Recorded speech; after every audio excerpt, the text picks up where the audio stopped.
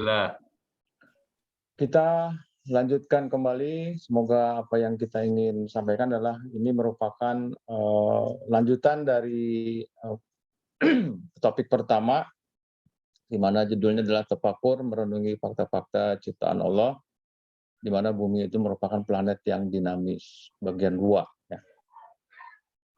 Untuk mengulang kembali apa yang, disampaikan pada minggu lalu di bab pertama, bahwa ada, ini merupakan kunci dari,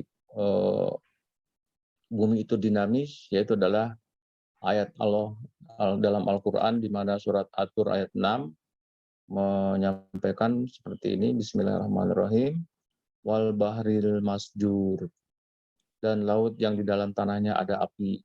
Nah, ini merupakan ayat yang betul-betul menjadikan sebagai satu bukti nyata bahwa kondisi geologi di dalam bumi itu sangat-sangat menunjang sekali ya, dengan adanya kita melihat di sini videonya. Kalau kita perhatikan, lihat di sini ya, apa yang terjadi di dalam suatu activity kegiatan internal bumi ini seperti ini. Kita ulang kembali, inilah apinya ya. Api ini merupakan satu kondisi di mana arus konveksi ini terjadi akibat adanya panas ya. Nah, kalau kita perhatikan kembali, di sini adanya pergerakan akibat adanya arus konveksi ini, ya, di mana tentunya panas dari inti bumi ini menjalar keluar sampai ke permukaan. Ini suhu sampai kurang lebih 6.000 derajat ya, enggak 6.000 derajat lah kurang lebih ya, sampai ke atas dia eh, menjadikan sebagai satu arus konveksi yang sangat besar ya di dalam internal bumi ini, terutama di lapisan paling luar, ini di upper mantle terjadi yang namanya pergerakan arus konveksi ini, dan arus konveksi ini menggeser permukaan kulit bumi, dalam hal ini adalah di lantai samudra, dan di lantai samudra ikut terbuka terbelah ya, menjadikan sebagai suatu pergerakan yang simetris ke arah kanan dan ke arah kiri. Nah, sekarang apa yang terjadi di ujungnya, ya, di ujung pergerakan tadi itu, kita perhatikan di sini, ini di ujungnya ternyata lempeng samudra itu adalah menujam, ya, bertabrakan dengan lempeng benua yang ada di sini. Nah, tabrakannya seperti ini, dia bergeser terus, ya, bergeser-geser terus, karena tadi ada apinya ini yang menggerakkan seperti ini, sehingga pada kedalaman kurang lebih di daerah kontinental crust pada kurang lebih 100 km ke bawah, itu gara-gara ada gesekan tadi yang begitu besar masanya, gesekan-gesekan di sini akan menjadikan sebagai satu panas lagi ya. Nah, panasnya inilah yang juga menjadikan sebagai melelehkan batuan di sekitar ini dan menjadikan daerah ini sebagai daerah pusat magma yang menjadikan sebagai daerah vulkanik atau disebut sebagai gunung-gunung api ya di darat seperti ini. Inilah menjadikan gunung api. Oleh karena itu kalau kita perhatikan sepanjang Sumatera, Jawa ya pasti di bawah subduksi itu terjadi banyaknya rantaian ataupun jajaran gunung-gunung api ya di pulau-pulau yang depannya ada subduksi atau tabrakan antara dua lempeng tadi itu. Nah, kita setelah itu kita juga melihat juga ayat Al-Qur'an dalam surat An-Naml ayat 88 ya, di mana kalau kita perhatikan kembali di sini ya, Bismillahirrahmanirrahim, dan kamu lihat gunung-gunung itu, kamu sangka dia tetap di tempatnya padahal dia berjalan sebagai jalannya awan. Begitulah perbuatan Allah yang membuat dengan kokoh tiap-tiap sesuatu. Sesungguhnya Allah Maha mengetahui apa yang kamu kerjakan. Nah, jadi setelah kemarin sudah kita sampaikan bahwa ini peta ini ya, bahwa gunung-gunung itu berjalan dan ternyata tidak diam. Nah, ini merupakan kalau kita lihat di peta Indonesia, ya, peta Indonesia ini terjepit oleh pergerakan lempeng-lempeng tadi, ya, di mana kalau di selatan Sumatera dan Jawa ini ada yang disebut sebagai Palung Sunda, Jawa, dan inilah yang disebut sebagai daerah tabrakan antara lempeng benua dengan lempeng samudra ini. Ya, ini tabrakan di sini menjadi palung. Nah, terus dikelilingi oleh di bagian barat Indonesia ini tabrakannya adalah antara lempeng samudra dengan benua, yaitu lempeng Eurasia. Tapi di timur tabrakannya ini adalah antara lempeng benua Australia dengan lempeng benua Indonesia. Sama-sama juga tabrakan dan menjadikan tidak adanya subduksi. Subduksi ini disebut sebagai Timor Trough, Aru Trough, dan Seram Trough. Pada saat Australia ini mendorong ke arah utara, ternyata kecepatan pendorongan atau tabrakan dari lempeng Pasifik ini lebih cepat, yaitu adalah 12 cm per tahun, sehingga tabrakan ini akan membengkokkan, ya. Ini harusnya kan ke sana tabrakan ini palungnya, tapi dibelokkan lagi oleh dorongan yang dari sini, sehingga di sini terbentuklah membelok di Laut Banda menjadi seperti U di sini. Ya. Jadi jelas sekali ini adalah kita atau Indonesia ini terjepit oleh kondisi pergerakan di mana lempeng Pasifik bergerak ke arah barat sebesar 12 cm per tahun, dan dari selatan adanya Australia kurang lebih 7,5 cm per tahun, dan di sini 6,8 cm per tahun. Pasifik lebih besar, sehingga hasil dari pergerakan ini mendapatkan palung di Banda ini menjadikan bentuk yang berputar seperti ini. Nah, juga di Sulawesi terjadi juga adanya tabrakan atau subduksi oleh akibat tadi adanya lempeng samudra ini bergerak 12 cm per tahun ke arah barat, sehingga merobek di sini ada patahan sorong namanya, ya di sini patahan sorong, merobek dan menjadikan palung di sini lengan utara Sulawesi ini tadinya bukan begini, ya, bukan berarah barat timur. Lengan utara Sulawesi tadinya adalah utara selatan, ya, karena didorong oleh sorong fault atau patahan sorong, sehingga dia berputar di sini membentuk juga yang namanya prisma akresi di sini. Nah, saya ulang kembali bahwa pembentukan gunung-gunung tadi itu berawal dari inilah sedimen-sedimen yang ada di laut. Kalau kita perhatikan kembali dalam peta ini, sedimen ini berada di atas permukaan laut yang ada biru-biru ini. Ya. Sedangkan di bawah laut, di bawahnya itu ada oseanik keras atau lempeng benua, lempeng samudra yang bergerak. Nah, inilah kerak samudranya yang bergeraknya. Ini sedimennya. Kalau kita lihat pergerakannya adalah ini sudah mulai didorong, mulailah terbentuk adanya satu lipatan. Nah, lipatan inilah merupakan titik awal terjadinya pegunungan. Didorong terus, didorong akan gunung yang tadi sudah naik lagi ke atas. Didorong lagi, sudah lagi berputar-putar, bahkan sudah naik ke atas lagi. Ada patahan-patahannya di sini, didorong lagi sampai ada yang ke permukaan. Ya, kalau kita lihat di sini barangkali naik ke permukaan laut, ya, ke permukaan laut inilah tadinya dari sedimen di bawah laut. Ini kembali. Nah, ini merupakan produk atau hasil dari pergerakan tadi, di mana pulau-pulau dari mulai Enggano sampai ke Simelu ini adalah hasil dari sedimen yang terangkat menjadikan sebagai satu pulau-pulau yang didorong oleh adanya pergerakan tadi itu. Ya. Nah, baik, kalau kita lihat di sini, kita perhatikan di sini sepanjang ini merupakan palung, ya. Dan kalau kita perhatikan di sini, ini saya akan melihat movie-nya, ya. Nah, ini kita lihat movie-nya seperti ini palung kita. Lihat pegunungan di bawah dasar laut ini begitu indahnya, ya. Ini sangat-sangat dalam, kedalamannya ini 6.500 meter. Ya. Ini adalah Pulau Nias. Ini kurang lebih pegunungan-pegunungan yang ada di bawah. Ini terlihat sekali, ya, pegunungan ini dibentuk oleh adanya pergerakan dasar laut tadi, lempeng samudra yang bergerak menyusup ke benua. Ya.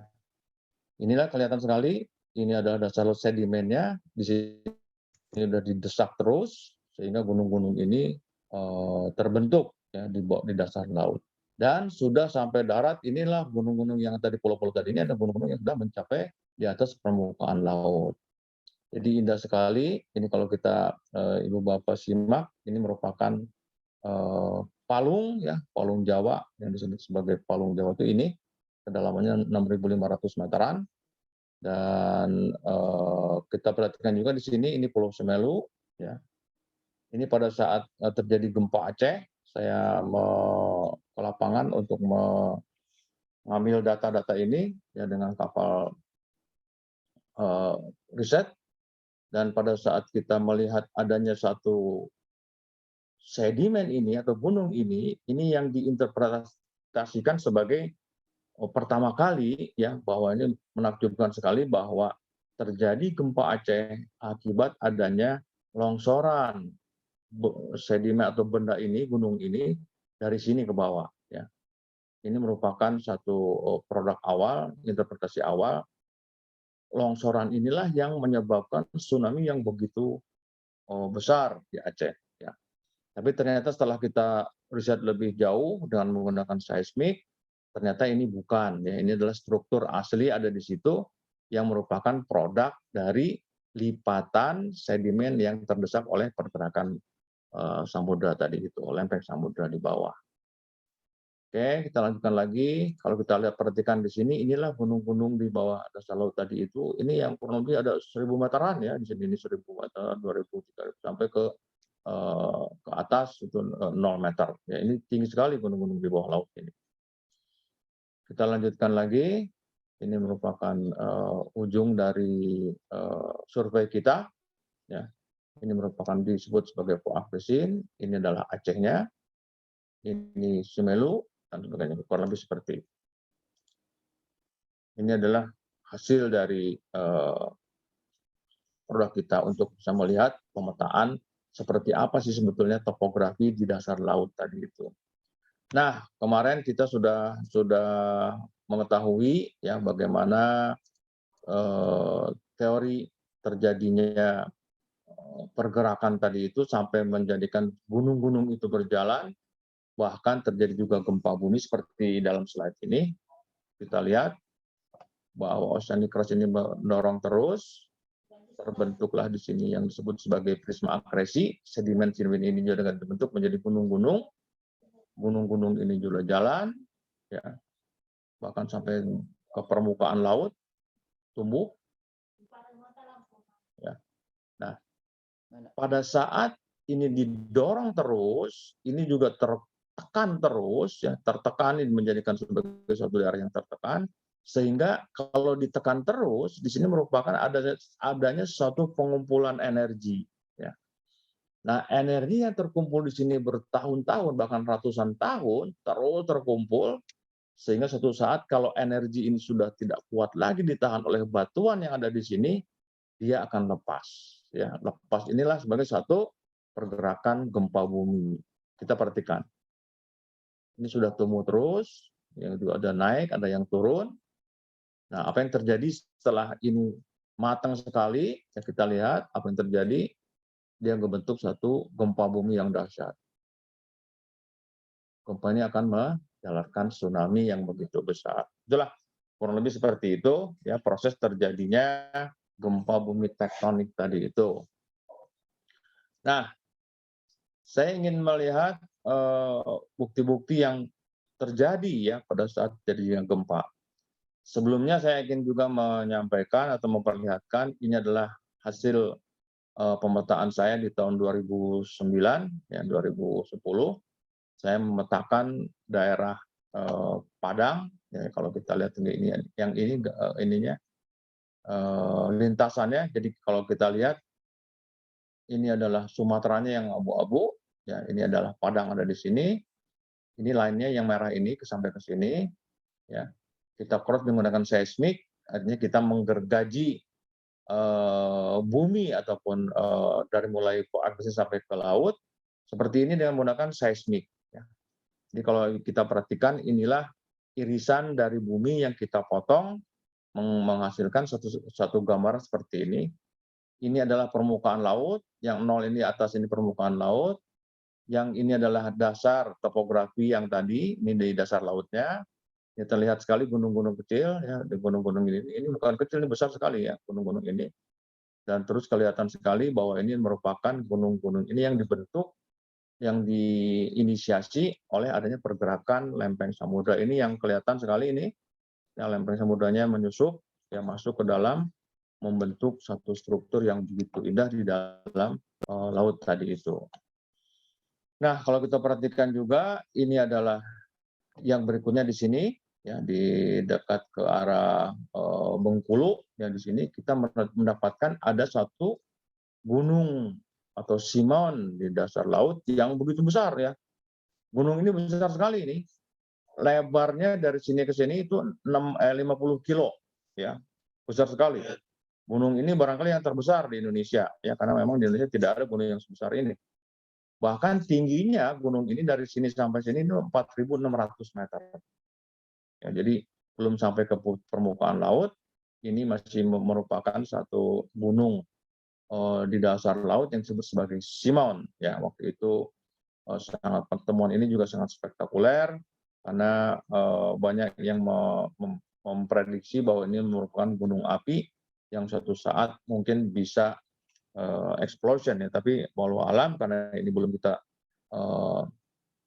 teliti sejauh mana apakah ini gunung api atau bukan, belum tahu sampai saat ini ya, karena memang belum kita lakukan riset yang lebih dalam.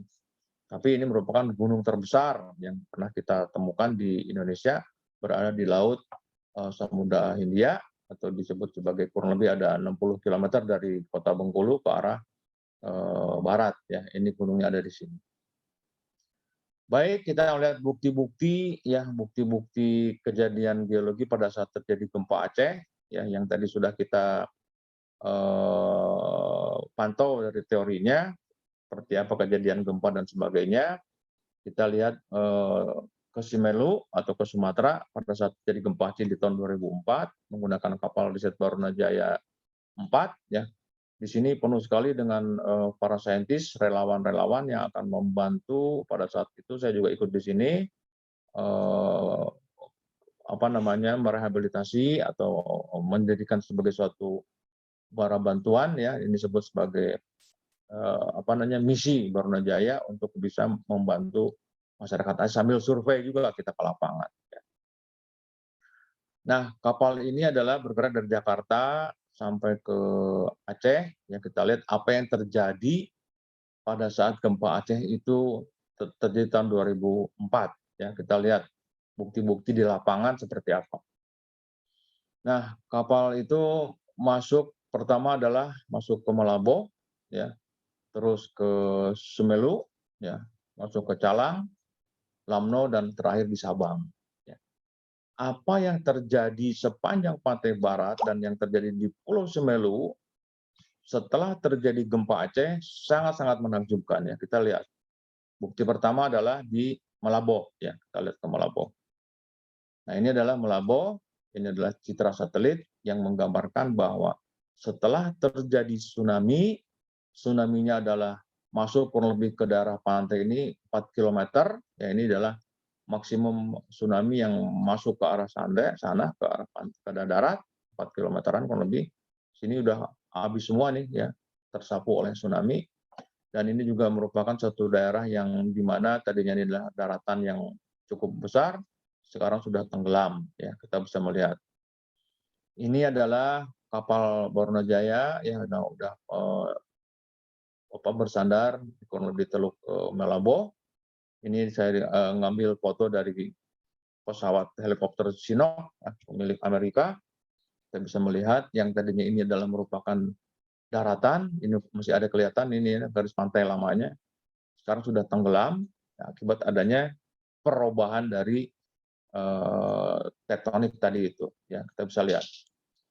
Nah, ternyata apa yang tadi disampaikan di dalam teori tadi itu benar adanya di lapangan bukti-bukti yang kita lihat. Pada saat terjadi gempa Aceh, ini adalah struktur atau lempeng benuanya, ini Acehnya, ini terjadi adanya di sini turun, di tengah laut naik, gitu ya. Di tengah laut, di dasar lautnya naik, gitu ya. Bisa melihat seperti ini. Buktinya apa? Kita bisa melihat ini. Ini tadinya perumahan nelayan yang betul-betul darat, ya tadinya ini kelihatan masih ada sumur. Ya, sumur ini adalah tadinya mungkin salah satu sumber air bagi masyarakat pantai di sini. sekarang sudah menjadi laut ya di sini, karena memang sudah tenggelam dia ya, adanya penurunan akibat adanya pergerakan tadi yang begitu besar. Nah, ini juga terjadi penurunan-penurunan sepanjang pantai barat Sumatera di Malabo ini adalah jalan yang menghubungkan Malabo sama Banda Aceh, ikut juga turun, kurang lebih turun 1 sampai 2 meteran ya turun ini. Nah, ini juga sama, bukti-bukti kita bisa melihat terjadi adanya penurunan yang begitu besar sepanjang pantai barat Aceh ini. Nah, kalau kita perhatikan tadi di sepanjang pantai barat Aceh itu sini ya, sampai sana itu ini daerah yang turun semuanya ya. Subsiden, turun itu subsiden ya.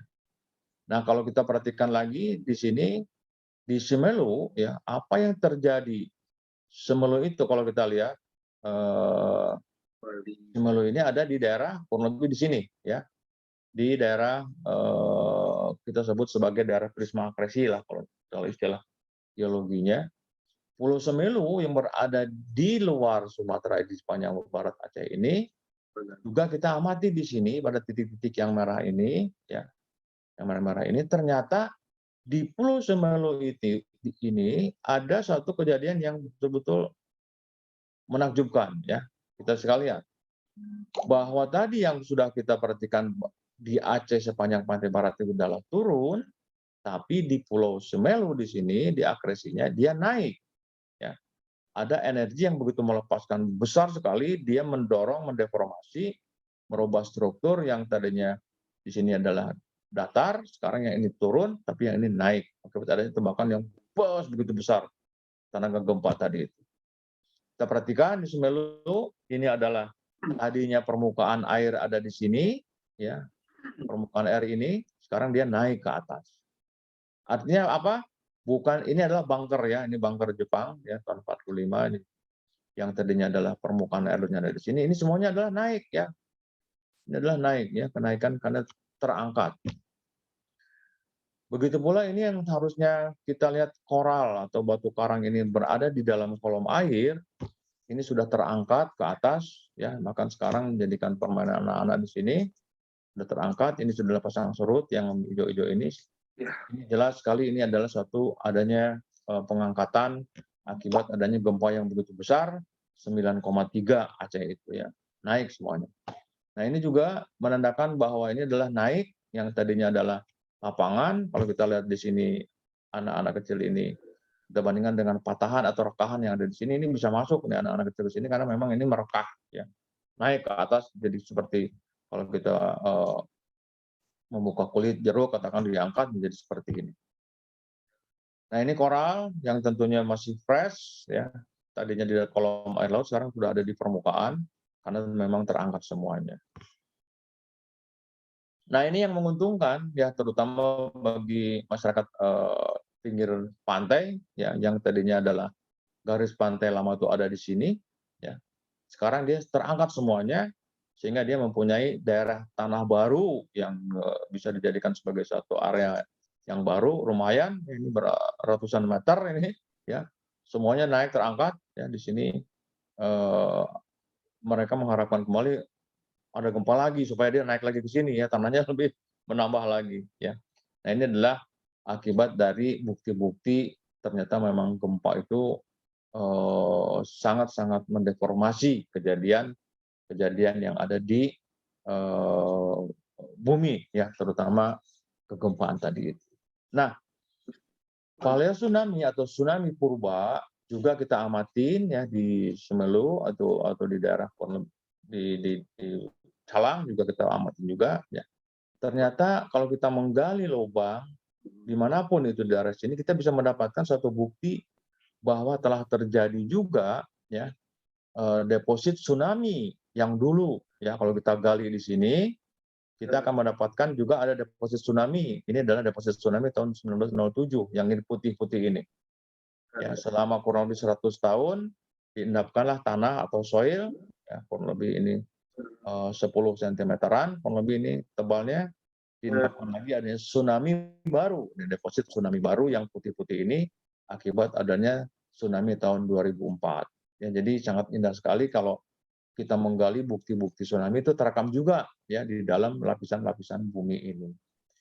Bahkan kalau kita mungkin ke dalam lagi, kita gali lagi, mungkin bisa menemukan lagi ya 100 tahun ke dalam yang ini ada lagi, dan terus bisa menemukan ada satu rentetan kejadian dalam kurun waktu ratusan tahun ataupun karena tadi gempa-gempa itu adalah ada ratusan tahun ya, karena memang energi itu terkumpul lama sekali untuk bisa menjadikan sebagai satu gempa baru.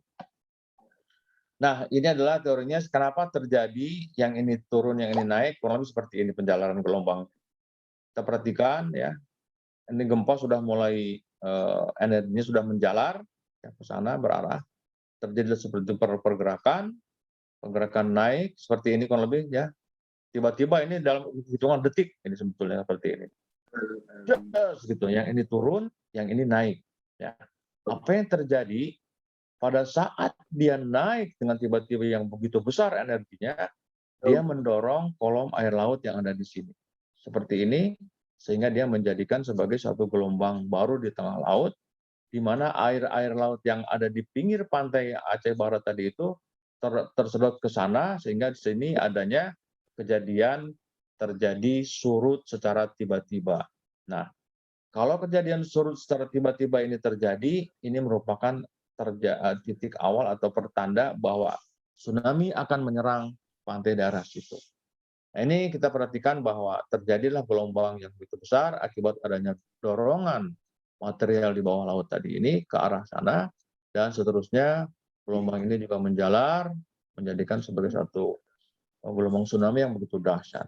Nah, kita lihat di sini juga bahwa di dalam satu pergerakan deformasi di bawah laut tadi itu, ini merupakan ada lereng yang sudah tidak stabil ya. Ini udah lerengnya udah miringnya sudah sangat-sangat tidak seimbang, sehingga di sini juga terjadi longsoran ya. Longsoran inilah juga menjadikan sebagai suatu tsunami baru di sini ya. Sehingga terjadilah tsunami ini bukan hanya satu, tapi juga beberapa kali tsunami akibat adanya deformasi yang membentuk gelombang-gelombang tsunami baru. Kurang lebih seperti itu ya kejadiannya, dan ini adalah survei ke lapangan dengan menggunakan kapal riset Jepang waktu itu. Kita memantau pergerakan gempa-gempa susulan dengan menggunakan kita menaruh OBS atau Ocean Bottom Seismograph, dan juga kita menyelam dengan menggunakan ROV ya. Dalam bawah yang hijau-hijau ini kita melihat dengan kamera apa yang terjadi di dasar laut ya. Nah, dengan menggunakan teknologi ini tadi pemetaan ya, kurang lebih ini ada 1.000 meter di sini kedalamannya ya, distance di sini 1.000 meter. Perbedaannya ternyata setelah kita menyelam dengan kamera tadi itu dari dasar laut sini, dari sini ke atas ya. Terus apa yang terjadi, kita menemukan beberapa perubahan struktur akibat adanya gempa. Inilah dasar lautnya ya, begitu berantakan pada saat jadi gempa tadi itu. Ini adalah sedimen-sedimen yang masih baru, yang robohan-robohan dari longsoran tadi itu yang longsor, dan dia terendapkan di dasar laut yang begitu dalam dan sangat berantakan sekali ya, ternyata di dalam laut itu setelah gempa Aceh tadi itu. Ini merupakan gambar pertama bagi saintis yang waktu itu dunia menunggu-nunggu hasil-hasil riset ini. Ini sangat-sangat menakjubkan sekali karena memang begitu dahsyatnya 9,3 skala Richter itu bisa mendeformasi atau merubah struktur geologi baik di darat maupun di laut. Ya. Ini juga sama, ya dasar lautnya begitu berantakan seperti ini. Nah, ini kurang lebih sampai kita ke puncak, sampai kita ke arah sini. Kalau kita lihat lagi jalan kamera ini dari mulai kedalaman 3.000 sampai 2.000-an ya di sini. Jalan terus sampai di puncaknya, kita bisa melihat inilah puncaknya di mana longsoran dari sini kurang lebih 1.000 meter ke bawah terjadi longsoran yang menjadikan juga tsunami yang begitu dahsyat. Kalau ada yang bertanya silakan ya, dipotong juga tidak apa-apa supaya bisa lebih mengerti. Nah, ini adalah pengalaman tadi ini pengalaman begitu dahsyatnya gempa Aceh tadi itu, tidak hanya di darat tapi di laut pun sama-sama terjadi deformasi atau berantakan yang begitu banyak. Nah, sekarang kalau kita perhatikan ya, di sepanjang Sumatera ini ada yang namanya patahan Sumatera, besar sekali ini, kurang lebih ada 1.600 km ya panjangnya. Dan juga di sini ada yang di sudut tengah ini ada yang namanya patahan Mentawai ya, sama juga adalah akibat dari pergerakan Indian Ocean yang mengarah ke arah utara sehingga dia merobek patahan Sumatera. Nah, patahan-patahan inilah yang juga menyebabkan terjadinya sumber-sumber gempa bumi di darat ya Sumatera. Jadi Sumatera itu adalah diancam oleh 3 sumber gempa. Pertama adalah gempa-gempa yang dibentuk oleh patahan Sumatera di sini. Yang kedua juga ada yang dari patahan Mentawai. Dan yang ketiga oleh subduksi ataupun tabrakan antara Indo-Australian Plate dengan samudra kita, dengan benua Rasia. Ya. Nah, ini adalah pengalaman ataupun gempa-gempa ya terjadi pada saat di daerah subduksi, ini tahun 1797 di daerah Prisma Akresi. Nah, ini terjadi juga di daerah patahan Sumatera tahun 1822. Ini 1833, 8,7 sampai 9 skala Richter terjadi di daerah Bengkulu sini. Ya. Ini tahun 1861, 8,5 di daerah Pulau Nias. Dan di patahan Sumatera juga 1892, 1893, 1900. Ya. Ini di laut lagi di Sumatera subduksi, ya 1907, 1908 di patahan Sumatera, 1909 di patahan Sumatera, 16 di patahan Sumatera, 21 Sumatera, 26 Sumatera, 33 Sumatera lagi, Sumatera Fault, patahan Sumatera, 35, dan seterusnya ya. Banyak sekali gempa-gempa itu di patahan Sumatera dan di Prisma Akresi ini. Sampai kita melihat tahun 2002 ya di Semeru juga, dan sampai terakhir kita menyaksikan tahun 2004 begitu besar di sini. 2004 9,2 ataupun yang terakhir kita hitung BMKG menghitung dan USGS 9,3 skala Richter ya di Aceh ini. Begitu besar sekali. Nah, ini adalah tahun 2005 kurang lebih 3 bulan setelah gempa Aceh itu terjadi lagi gempa besar ya 8,7 di Pulau Nias atau kita juga besar sekali ini akibat tadinya adanya 2 subduksi yang sangat-sangat berbeda. Nah, kedepannya mana kita yang belum terjadi? Nah, inilah yang kita sekarang sangat-sangat kita mengkhawatirkan daerah yang merah ini. Ya. Yang merah ini adalah daerah kurang lebih Bengkulu dan Padang, dan yang kedua adalah di daerah kita ini Selat Sunda. Jadi yang ini belum terjadi. Nah, ini yang harus kita waspadai untuk gempa-gempa yang akan datang. Di 2 daerah yang belum keluar itu adalah di Padang dan di Selat Sunda. Nah, ini kurang lebih daerah yang merah-merah ini yang belum keluar, yang diperkirakan dalam waktu sekarang ini ya akan terjadi gempa yang sangat-sangat menakutkan. Kita lihat ya pelajaran gempa masa lalu ya, kalau kita perhatikan di sini kita bisa membaca dari alam juga ya. Nah, Ibu Bapak tahu ya seperti apa koral atau batu karang ya. Ternyata koral ini dapat merekam kejadian gempa-gempa masa lalu dalam umur ratusan tahun. Kita lihat ya. Koral atau batu karang ini adalah hidup di dalam kolom air laut ya. Kolom air laut dia hidup dan terus tumbuh ya, tapi dia tidak akan muncul ke permukaan air laut. Dia akan tumbuh melebar ke kiri terus ke kanannya ya. Nah, pada saat terjadinya pertumbuhan ini, dia akan terganggu oleh adanya, dia akan merekam kejadian gempa pada saat terjadi di sini. Kita bisa lihat. Pada saat terjadi gempa besar, ya gempa besar ini mendeformasi dasar lautnya, apakah dia dasar laut itu naik ataupun turun, kita bisa melihat. Kalau ini adalah gempanya adalah dasar lautnya naik. Nah, seperti ini, ya. Gempa tadi contohnya Aceh, itu yang di lautnya itu adalah naik, ini juga sama nih naik. Pada saat dia naik, koral ini ada di permukaan laut, ya di permukaan air laut, sehingga koral yang di permukaan air laut ini adalah mati, ya. Kalau dia mati berarti koral yang ini hidup terus. Nah, ini hidup lagi nih. Tumbuh lagi, tumbuh lagi. Suatu saat ada gempa lagi. Pada saat gempa ini terjadi tapi dia subsiden, turun, ya. Seperti ini dia naik gempa lagi. Nah, akan terjadi turunlah gempa.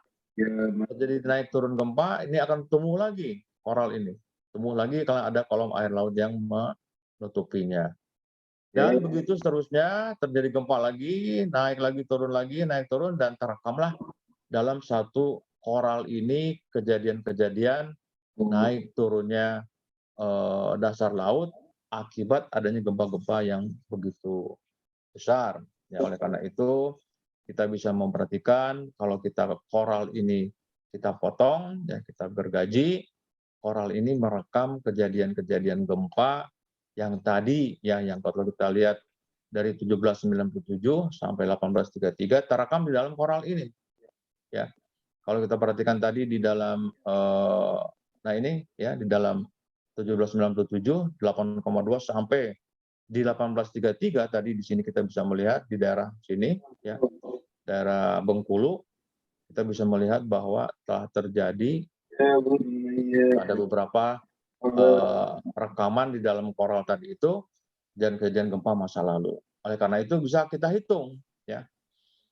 Pada saat tadi di kurang lebih 1.300 sampai 4.500 sampai ke sekarang yang kita bisa melihat bahwa ternyata koral itu merekam kejadian gempa-gempa besar pada kurun waktu kurang lebih 200 tahunan ya.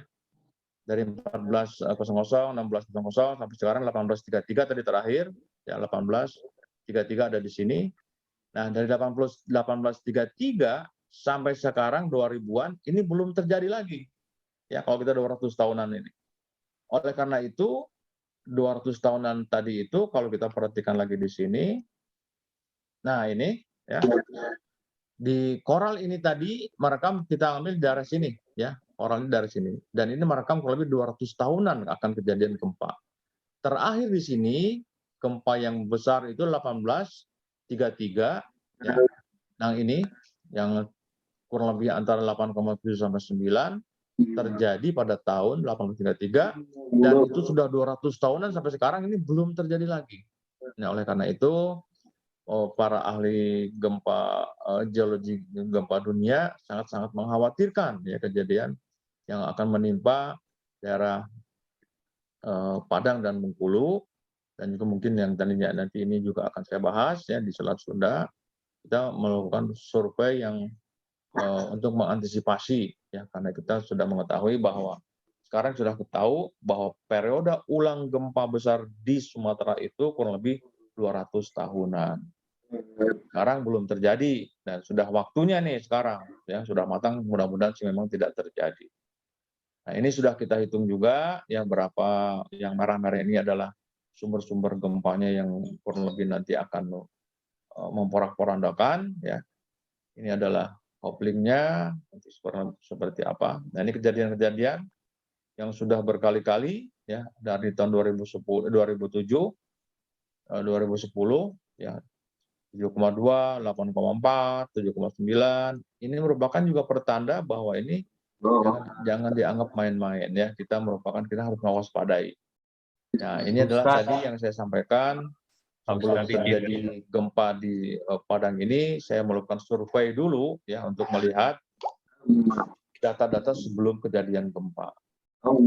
Pak Ustadz ada yang nanya, Pak Ustadz. Gempa Aceh itu belum kita ketahui di mana deformasi yang begitu besar sampai menghasilkan tsunami yang tingginya 30 meter. Karena apa? Karena kita tidak punya data pembanding sebelum dan sesudah terjadinya gempa. Nah, Untuk Padang, ya karena memang belum terjadi, ini kita mempunyai sudah data-data ini, ya kalau kita perhatikan inilah data awal sebelum terjadi gempa ini. Yang tadi sudah saya sampaikan bahwa ini oceanic crust-nya sangat-sangat terlihat dengan jelas, yang menyusup ke dalam prisma akresi di sekitar daerah Padang tadi ini. Jalan gunung yang tadi saya temukan, ini gunungnya ada di sini, ya kita lihat dengan jelas sekali seismiknya mengcover betapa besarnya gunung ini, ya. Dan ini nanti terus bergerak, ya, bahkan nanti akan bertabrakan dengan akresi ini kurang lebih dalam kurun waktu dari sini ke sini ya dalam waktu 1.000.000 tahun, ya masih lama, ya. Ini udah kemana kita baru tabrakannya nanti akan kurang lebih 1.000.000 tahun yang akan datang. Nah, pengalaman Pak berikutnya Ustadz, adalah boleh kejadian izin statistik. Pak, ada yang bertanya Pak Ustadz?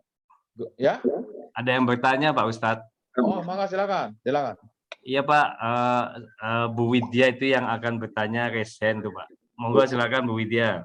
Silakan Bu Widya. Terima kasih. Assalamualaikum warahmatullahi wabarakatuh. Waalaikumsalam. Prof, mohon penjelasannya. Apa sih manfaat bagi kehidupan manusia itu terkait sebagian bertambahnya daratan dan sebagian lagi terbenam di kemudian harinya? Manfaatnya seperti apa bagi kehidupan? Terus kemudian apa ada keterkaitan gempa, longsor, dan bencana alam lainnya dengan kemurkaan Allah atas perilaku masyarakat sekitarnya? Terus apakah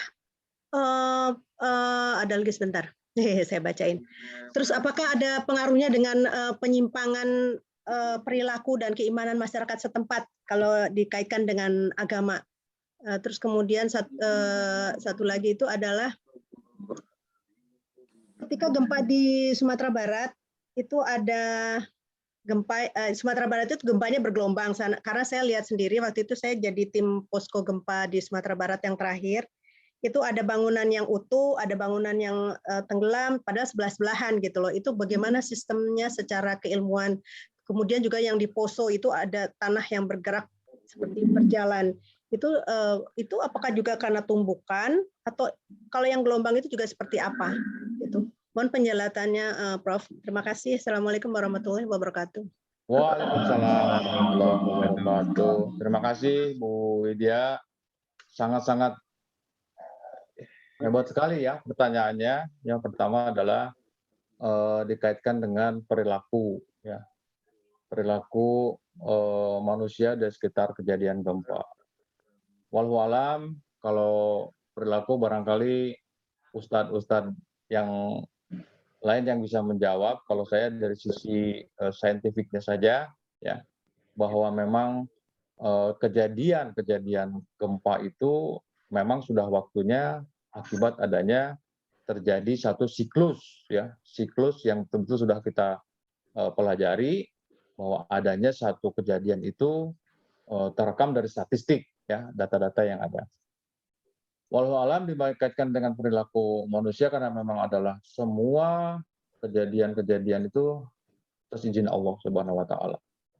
Tapi apakah itu merupakan satu ancaman kezaliman? Walau alam, mungkin juga saya tidak tahu persis sejauh mana.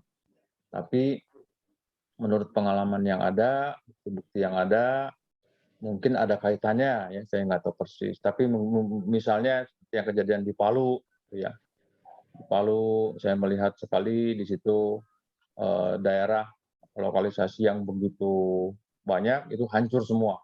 Tapi yang tidak, alhamdulillah masih diamankan, gitu ya, masih aman. Mungkin ada kaitannya dengan seperti itu. Yang berikutnya adalah kenapa gelombang-gelombang tadi itu sangat-sangat dahsyat, ya, sampai Ibu tadi merasakan. Memang betul Ibu, betul sekali gempa itu adalah gelombang, ya, gelombang P dan gelombang S. Gelombang P itu adalah pressure dan S adalah shear. Nah, gelombang-gelombang inilah yang merusak, ya. Gelombang tadi itu yang merusak karena ada pergerakannya itu ke seluruh arah, seperti bola spherical, ya. Ya, gelombang inilah yang gini-gini nih, itu merusak dari gempa-gempa itu, ya, gelombang tadi itu, ya, yang membuat getaran tadi bumi tadi. Berikutnya adalah yang di Palu, kenapa dia terjadi pergeseran, itu yang disebut sebagai likuifaksi, ya. Nanti mungkin saya akan gambarkan kalau boleh. Sebentar, saya akan cari contohnya lagi barangkali ya. Kita stop share dulu. Saya whiteboard barangkali seperti ini ya. Nah, gini Bu Widya, kalau ini adalah permukaan bumi, ya.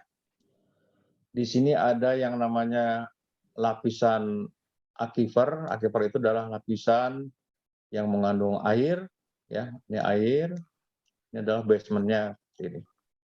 Jadi mungkin ini banyak sekali pasirnya di sini, ya. Ini pasir, ini lempung misalnya tanah, ya. Ini adalah basementnya atau dasar batuan dasar.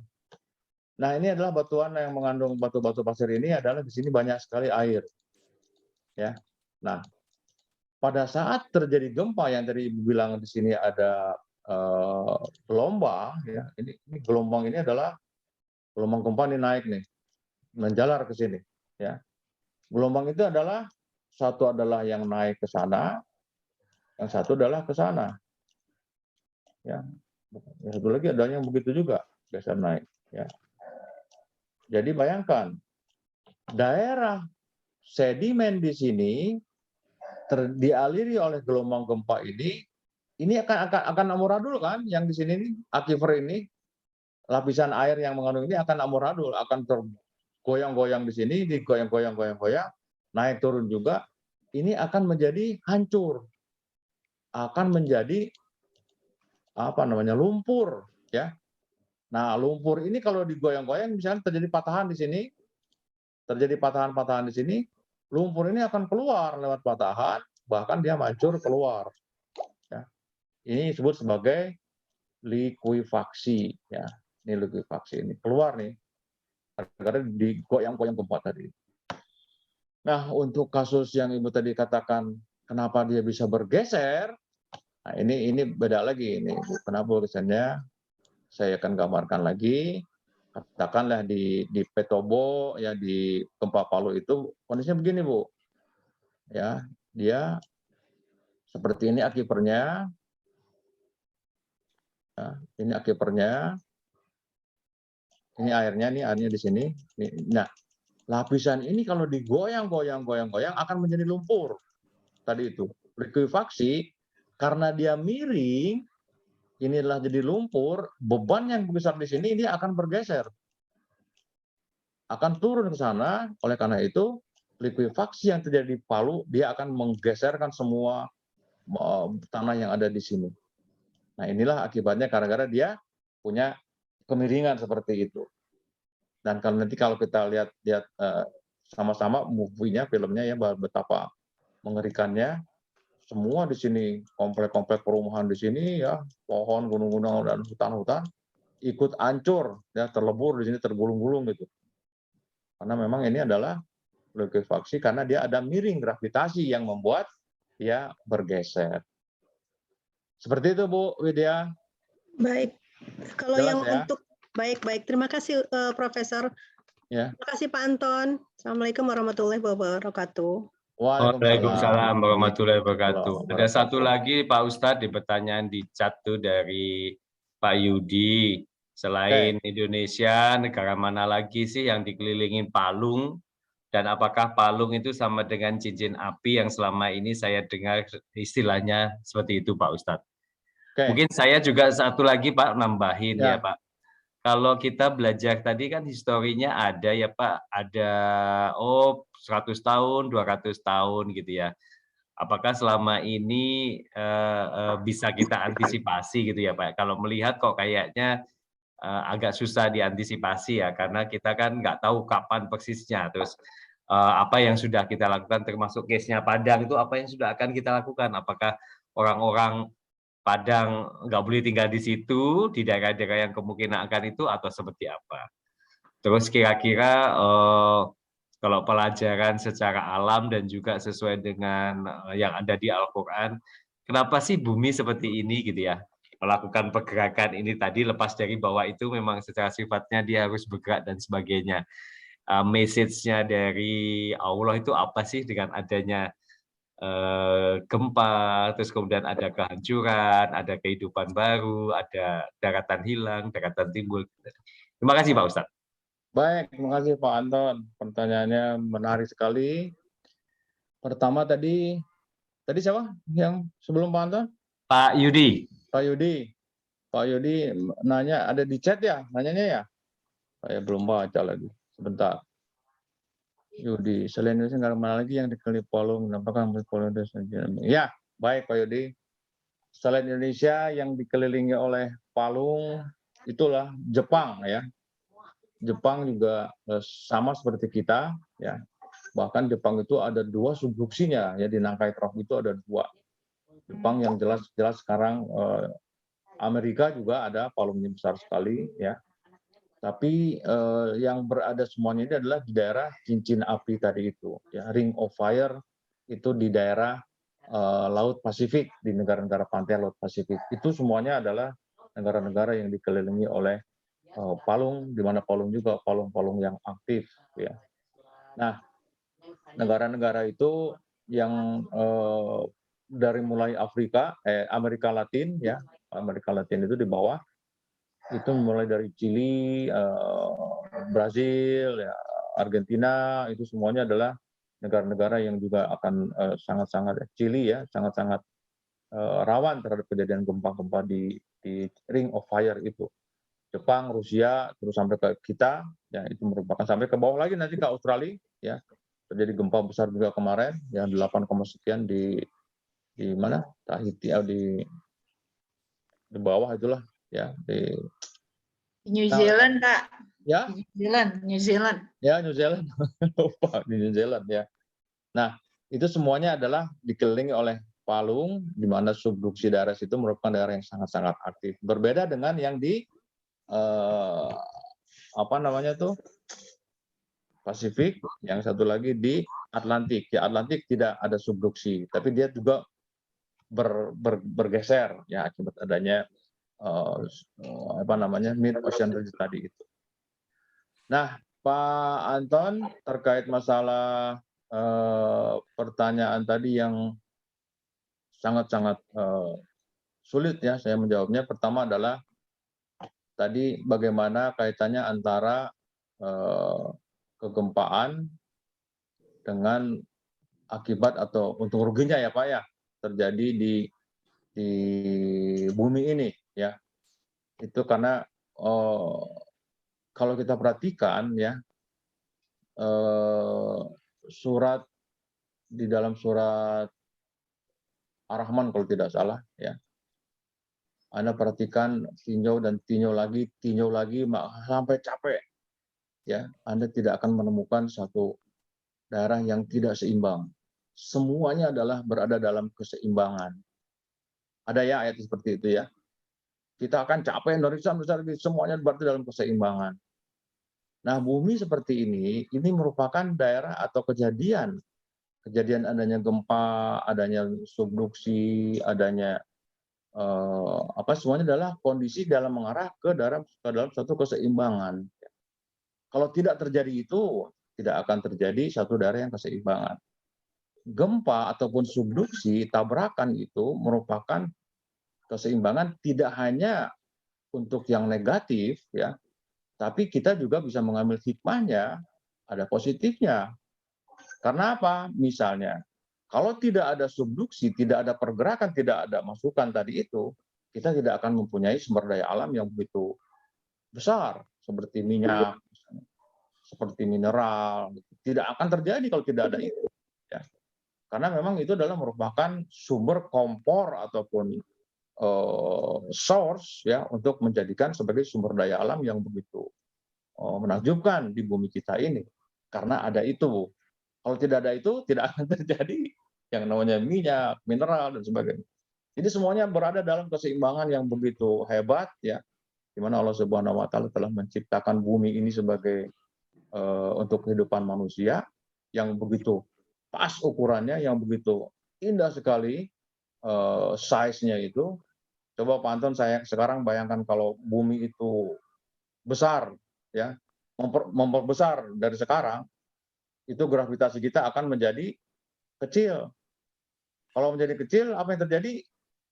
Atmosfer tidak ada, apa hilang Pak, tidak terserap ya. Jadi begitu indahnya ukuran yang ada di bumi ini, sehingga semua apa yang terjadi di bumi ini adalah untuk mendukung kehidupan manusia. Dan kalau bumi diperkecil lagi akan terjadi apa? Gravitasi yang begitu besar.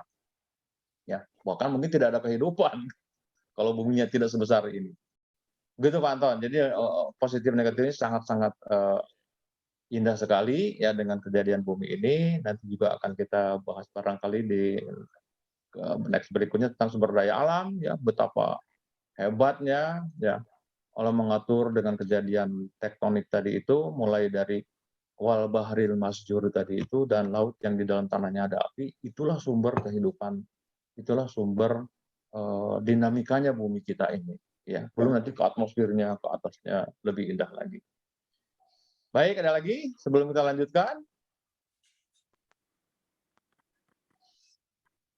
Ada dari Pak Beni, Pak. Silakan Pak Yusuf. Izin Pak Yusuf. Ya, Beni. Ya. Monggo Pak Beni. Ya, Assalamualaikum Pak Ustadz. Waalaikumsalam. Ya, masalah sumber daya resources, mineral resources. Saya pernah ke SDM di Bandung di pusat geologi.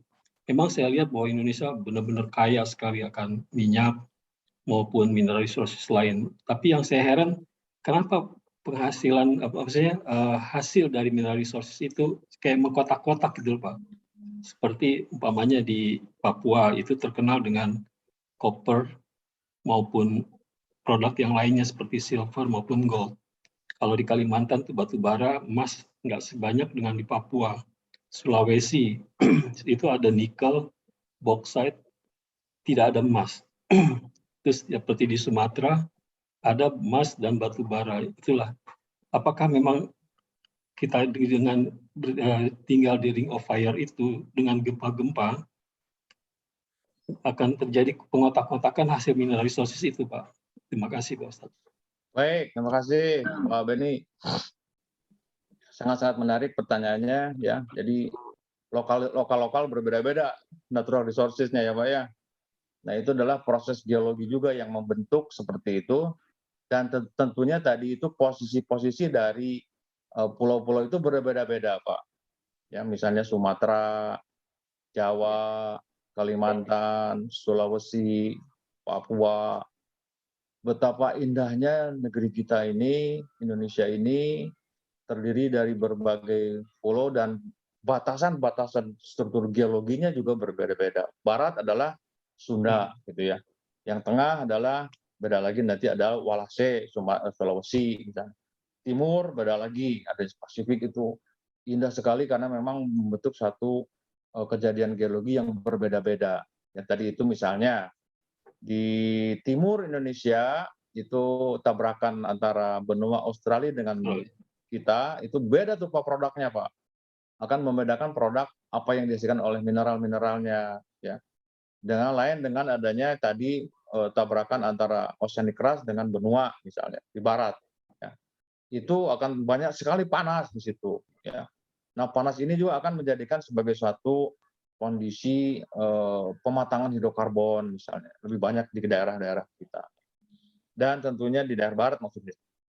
Tentunya yang lainnya lagi di Sumatera, di Kalimantan misalnya. Kalimantan itu berbeda lagi, itu banyak sekali intan misalnya. Karena itu memang udah purba sekali, ya udah berhenti tektoniknya di Sumatera, di Kalimantan ini. Tapi dulunya adalah yang sangat aktif Pak dulunya Pak.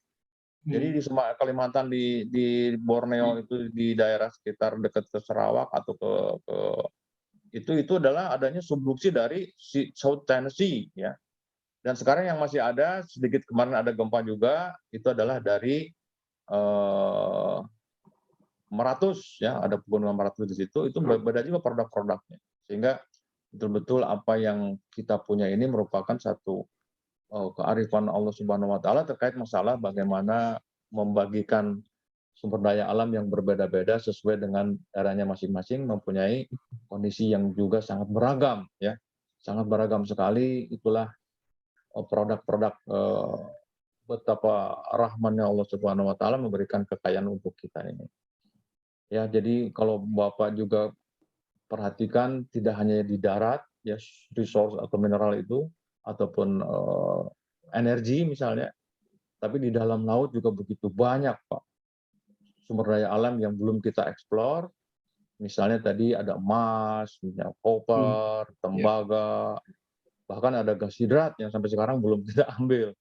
Banyak sekali, Pak, di laut kita ini. Ya. Terutama yang sekarang lagi heboh masalah rare earth itu ya, Pak ya. Ya, rare earth itu ya, rare earth itu. Jadi kalau Bapak nanti mungkin saya juga akan lanjutkan lagi ya ke depannya terkait masalah resources ini. Jadi kalau Bapak lihat di dalam laut kita itu ada yang namanya chimney atau disebut sebagai black smoker, cerobong. Itu akibat adanya proses tadi itu, subduksi tadi itu ya, membuat seperti itu sehingga kita bisa mendapatkan di dalam laut itu ada kondisi sampel emas yang begitu besar, Pak. Jadi kalau kita bandingkan di dalam satu produk itu yang namanya ore deposit itu dalam 1 ton atau 1 ppm itu mengandung 22,7 gram emas. Padahal kalau kita bandingkan dengan Newmont misalnya ataupun Papua itu apa di Papua tuh? Kalau Freeport gitu ya. Itu cuma 0,7, Pak. 0,7 ppm. Ini di laut itu 22, Pak. Bayangkan berapa puluh kalinya itu. ya, Baca seperti banyak sekali.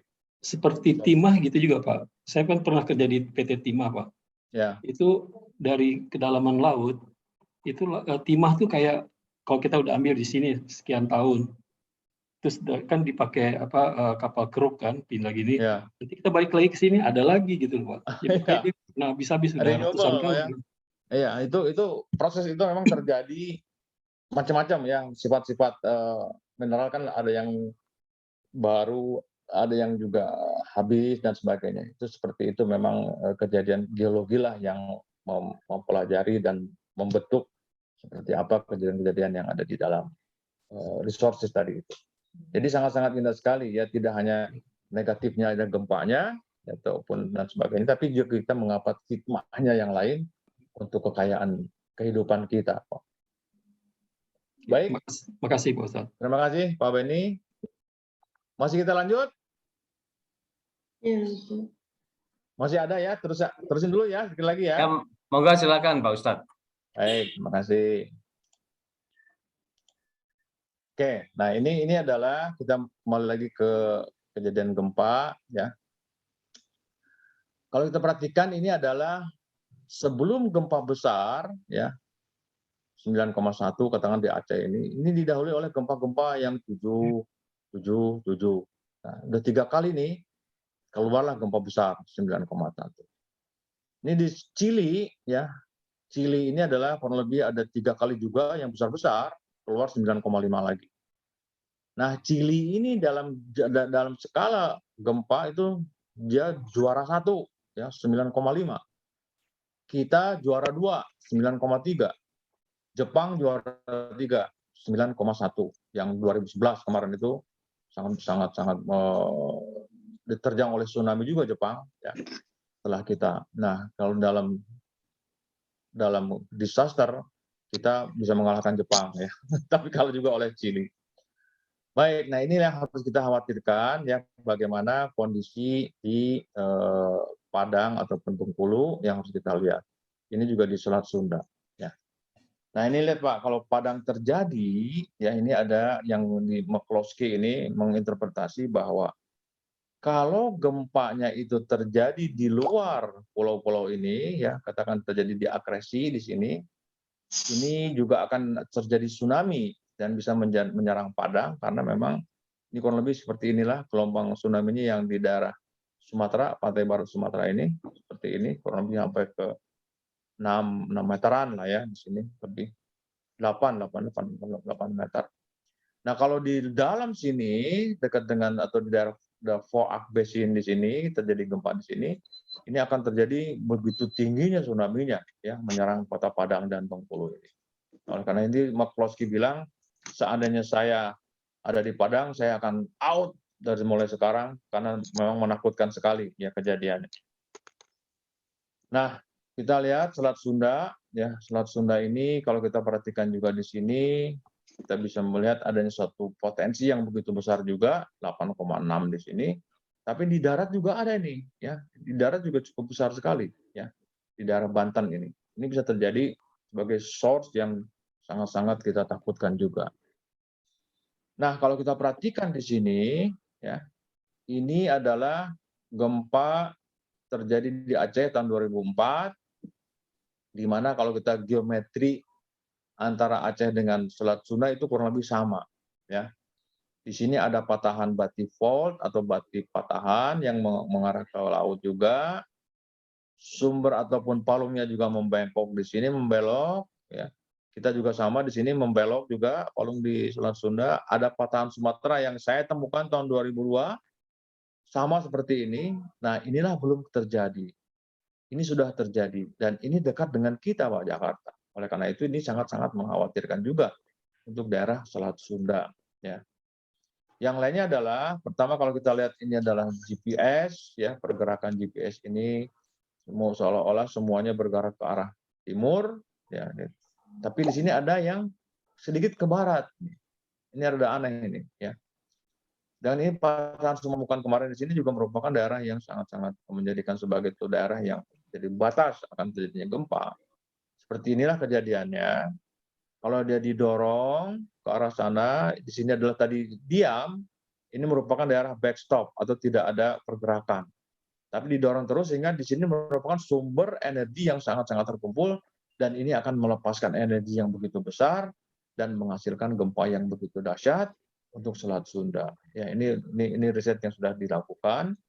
Oleh karena itu, ini juga Ibu Rahma telah menghitung juga dalam kurun waktu 300 tahun, ini kejadian ini bisa terjadi, bisa menghasilkan gempa besar 8,5 skala Richter. Ya, di tempat saya menyelam ini kurang lebih di sini pusatnya. Dan ini juga merupakan akan akibat ke Jakarta. Ya, Jakarta juga mungkin akan terjadi imbasnya karena akan terjadi 3 sumber yang diperkirakan akan melepaskan energi yang di Selat Sunda ini. Nah, ini pengalaman yang lain juga ada Baribis,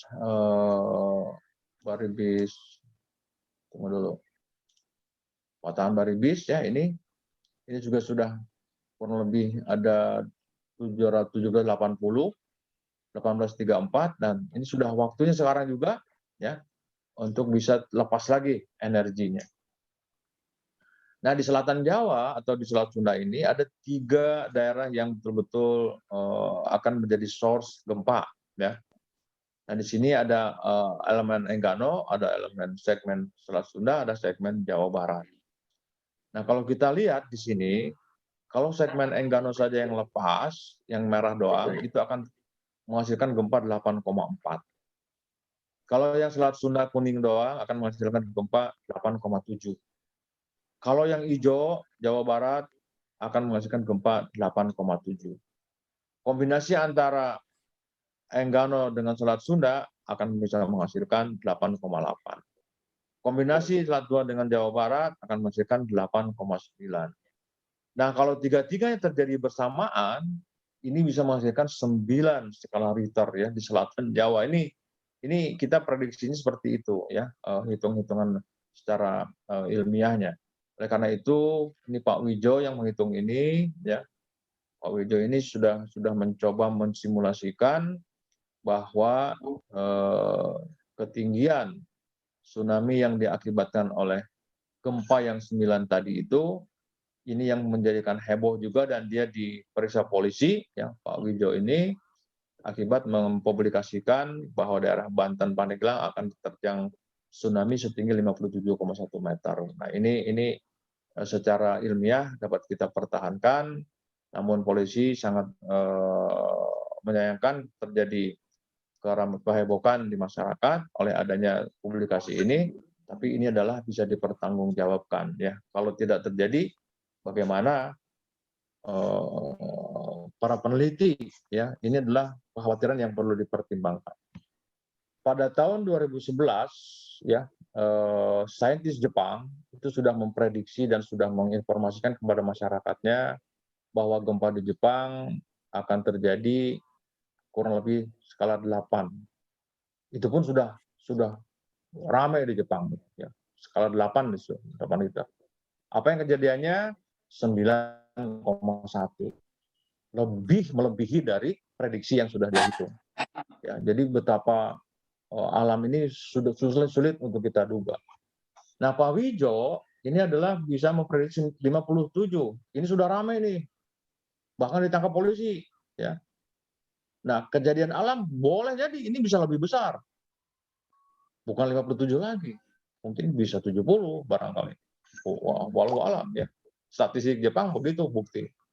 Nah, oleh karena itu baru kita harus menyadari bahwa kita juga harus berhati-hati, kita harus mewaspadai bahwa temuan-temuan para saintis ini harus kita pertimbangkan dan harus kita antisipasi supaya ke depannya apa yang harus kita lakukan bisa kita mitigasi supaya tidak terjadi hal-hal yang begitu besar. Ini kurang lebih seperti ini ya. Kalau yang 9 terjadi bisa juga sampai ke Teluk Jakarta dalam kurun waktu nanti kita bisa lihat berapa menit sampai ke Teluk Jakartanya, kurang lebih 155 menit sudah sampai ke Teluk Jakarta. Tsunami besar sekali, Pak. Ya, inilah model yang harus kita waspadai. Nah, ini publikasi terakhir ya dari teman-teman kita di ITB mempublikasikan bahwa di selatan Jawa ada 3 gap area yang kemungkinan bisa menjadikan sumber gelombang gempa dan tsunami yang begitu besar. Ya, waktunya juga sudah masuk nih sekarang ini. Ya, nah ini 3 daerah inilah yang diprediksi akan menjadikan sebagai satu pusat besar, pusat atau gempa besar yang terjadi. Nah, seperti inilah yang tadi yang disebut sebagai keseimbangan tadi itu yang harus kita lakukan. Ya. Nah, barangkali ini adalah penutup ya dari surat Al-Quran Al-Zalzalah, kegoncangan surat 99 ayat 8. Bismillahirrahmanirrahim. Bisa kita baca artinya saya ya. Bismillahirrahmanirrahim. Apabila bumi digoncangkan dengan goncangan yang dahsyat dan bumi telah mengeluarkan beban-beban berat yang dikandungnya dan manusia bertanya mengapa bumi menjadi begini dan seterusnya sampai habis. Kalau kita perhatikan ini adalah sudah kiamat ya. Surat kiamat dengan skala Richter 9,9. Surat Al-Qur'annya merupakan surat yang ke-99. Kalau kita lihat 9,9 skala Richter itu adalah kurang lebih 10. Dunia sudah hancur dan sudah kiamat. Nah, kalau kejadian seperti ini, apa yang harus kita lakukan? Insya Allah kita harus menggunakan pesawat ini ya untuk bisa terbang, untuk bisa melindungi. Nah, inilah adalah semuanya nanti akan dilindungi oleh Allah Subhanahu Wa Taala supaya betul-betul kita bisa terbebas dari goncangan ini dengan menggunakan amal ibadah yang baik. Baik, saya menutup dengan doa kafaratul majelis. Subhanaka Allahumma wa bihamdika asyhadu alla ilaha illa anta astaghfiruka wa atubu ilaik. Terima kasih. Assalamualaikum warahmatullahi wabarakatuh. Waalaikumsalam warahmatullahi wabarakatuh. Terima kasih Pak Ustadz atas sharingnya, tausiahnya mengenai fenomena yang ada di bumi ini. Insya Allah apa yang dijelaskan ini akan menambah keyakinan kita bahwa semua yang dituliskan di alam ini memang sudah ada semua di dalam Al-Quran kalau kita mengkajinya dengan lebih baik lagi. Termasuk apa sih keuntungan, apa sih manfaat yang kita bisa ambil ini tadi. Tentunya ini kalau kita dibatasi dengan hal-hal yang ini ya karena keterbatasan kita ini tadi. Sebelum selanjutnya kalau ada Bapak Ibu yang akan mendalami, mengelaborasi, menanyakan, kami persilahkan apapun juga. Tanya Ustadz. Ya, silakan. Ibu Aipon silakan. Ibu Aipon. Monggo Ibu. Silakan Iya, Ustadz. baca. Tanya, ya. Ya. Ini kan yang terjadi di Indonesia ya, Ustadz. Ya. Kalau yang terjadi di daerah Sam, di daerah Yaman, apakah ada penelitiannya untuk pembanding? Di Sam, Yaman. Di daerah Sam, ya di negara Sam, di negara Yaman. Ya. Apakah ada pembanding untuk kondisi gempa? Apakah mereka lebih aman di daerah itu daripada yang ada di Indonesia atau gimana? Ini Ustaz. Baik, terima kasih. Coba saya akan kembali lagi ke peta ya. Ya. Bentar.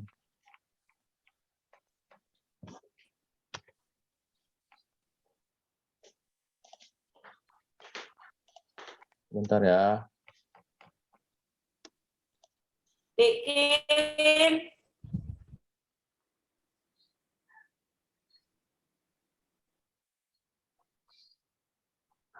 Ibu Lubiah nyari siapa? Dari Mbak Widya tuh.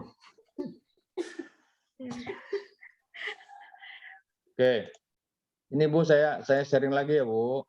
Iya, Ustaz. Kelihatan nggak ya? Kelihatan ya? Oke, saya besarin lagi barangkali ini. Ya.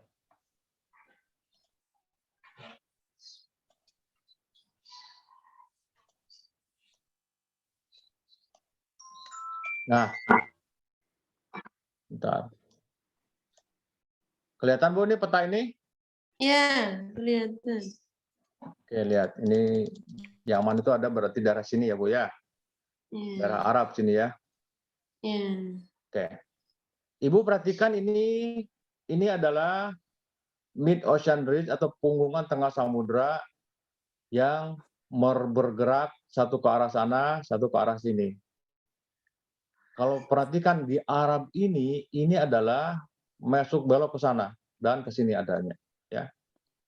Nah, Arab dengan Afrika ini merupakan inisiasi atau contoh di bumi ini daerah yang baru pertama opening, membuka, ya, membuka. Jadi dia bergerak ke arah sini seperti ini.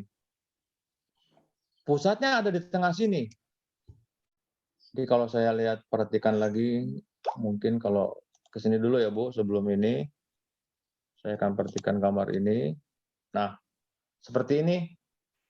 Pusat tengahnya ada di sini, yang satu bergerak ke arah sana, yang satu bergerak ke arah kiri. Terbelah. Terbelah ya, ini terbelah. Jadi kalau kita perhatikan lagi ke sini, peta yang, nah yang ini peta ini, Bu, yang ini bergerak ke arah sana satu, yang bergerak lagi ke arah satu, ke arah sini. Jadi Laut Merah ini opening di bumi yang masih baru, ya, baru terbuka. Apa risikonya kalau ini masih baru? Artinya apa? Di sini merupakan satu daerah tabrakan juga ya, Bu. Kalau dia tabrakan, apa yang terjadi? Di Arab ini sebetulnya daerah yang sangat-sangat bahaya, ya, terjadinya source untuk kegempaan. Hanya ada 2 di bumi ini tempat yang Mid Ocean Ridge itu ya, pusat pemekaran lantai samudra itu hanya ada 2, satu di Arab, di Laut Merah, satu lagi di sebentar, saya geser dulu. Satu lagi di Amerika, yaitu di San Andreas Fault ini, di sini nih. Nah, ya, di sini. Ini adalah pergerakan lantai samudranya ada di dua. Nah, Ibu perhatikan kalau di San Andreas Fault ini Amerika juga sangat ketakutan sekali nih, ya, dengan kejadian-kejadian apa yang akan terjadi di sini, karena memang adanya pemekaran lantai samudra ada di tengah kota California, ya. Jadi California juga diancam gempa yang begitu dahsyat, begitu besar. Nah, resikonya apa yang terjadi tadi yang disampaikan di Yaman, dengan tidak hanya Yaman, tapi Jazirah Arab ini juga akan sangat-sangat diancam oleh kejadian gempa yang sangat besar. Itu ya, Bu. Jelas ya, Bu? Yes. Bu Aipon. Sementara jelas. Oke. Jadi Ibu nggak jadi pindah ke Ini Yaman, ada Bu. dua ya, sumber ini ada di pemekaran lantai samudra itu ada di sini. Ya. Nah, Pak Beni, ternyata di daerah pemekaran samudra ini banyak sekali mineral-mineral yang ekonomis, Pak. Yang sudah saya sampaikan bahwa di sini ini sudah dikapling-kapling, Pak. Iya, betul. Ya, sudah dikapling-kapling oleh negara-negara maju. Kita aja yang belum punya, boro-boro mikirin ke jauh-jauh sana. Sebenarnya petanya udah ada Pak di ESDM di itu Pak, geologi di Bandung. Ya, betul. Cuman Ini adalah research kita emang kurang. Sudah diklaim oleh negara-negara di dunia ya, bahkan Antartik dan Arktik juga sudah pada diklaim ya sekarang sama dunia-dunia. Padahal itu adalah negara-negara udara yang bebas yang sebetulnya tidak boleh diklaim oleh siapapun. Tapi ya namanya PBB sekarang kalau memang udah ke ekonomi ke ini harus mereka bagaimana harus hidup barangkali ya. Baik, ada lagi? Kita klaimnya surga aja. Ayo, Bu Mbak Lina mau nanya? Silakan Bu Lina. Enggak Pak, habis tadi bingung udah pada diklaim, kita nggak kebagian, kita surga aja kita klaim ya Pak. Amin, amin, ya rabbal Enggak, alamin. amin ya rabbal alamin, Bu Lina. Pindah ke Jaktim. Iya. Baik. Bapak Ibu, apakah ada yang masih ingin dikonfirmasi ke Pak Ustadz Yusuf? Pak, satu aja Pak, boleh Pak? Ya, Pak Bani. satu lagi boleh ya Pak, sebelum nanti Boleh, ditutup dengan silakan. doa supaya kita bisa juga melanjutkan kegiatan yang lain. Silakan Pak Haji Beni. Mungkin alasan pemerintah memilih pindah ibu kota ke Kalimantan, risikonya lebih rendah untuk masalah gempa atau yang lain, itu betul sekali Pak ya? Ya, betul Pak. Salah satu pendukungnya adalah Kalimantan memang safe ya untuk tektonik yang besar. Tapi walaupun demikian kemarin ada data gempa terjadi 4, sekian ya, itu juga harus kita waspadai karena ada patahan-patahan tua di situ yang juga masih aktif ya, bukan berarti tektonik tapi ada patahan-patahan yang memang diaktifkan oleh adanya opening di Selat Makassar. Nah, itu juga harus kita menjadi perhatian. Ke situ. Terima kasih Pak Ustadz. Baik. Terima kasih Pak Ustadz.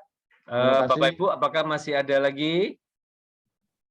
Kalau tidak ada Pak Ustadz, mohon berkenan Pak Ustadz memimpin doa buat kebaikan kita bersama, supaya kita semua diberikan kesehatan, keselamatan, tentunya bersama keluarga kita yang ada di rumah dan orang-orang di sekitar kita melalui pandemi ini, dan pandemi ini segera menjadi endemi dan kita berdampingan hidup dengannya, dan kehidupan kita akan insya Allah menjadi new normal kembali. Terus kemudian juga kita diberikan juga keselamatan tadi melihat beberapa data yang disampaikan Pak Ustadz, apapun juga diberikan yang terbaik, dan kalaupun kita menjadi bagian yang tadi disampaikan kayak Bu Lina tadi,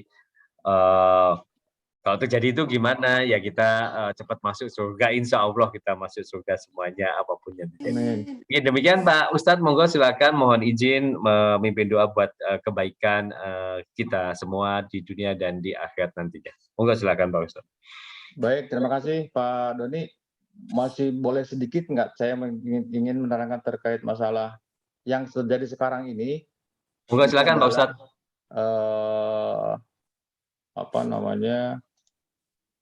Penentuan Lebaran dan awal puasa, boleh nggak ya? Dikit ya? Iya. Ya, silakan Ustaz. Sebentar.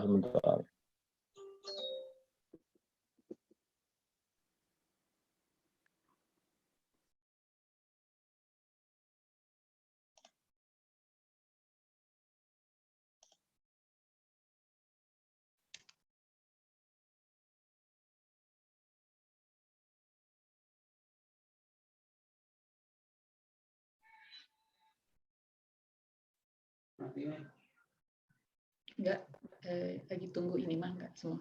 Gerak semua.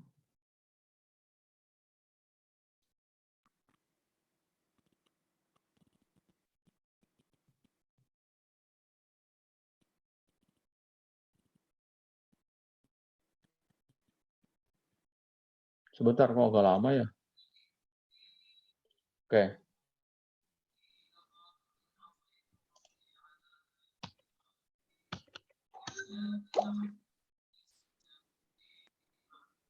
Gimana mau keluarnya nih ya? Sebentar dulu.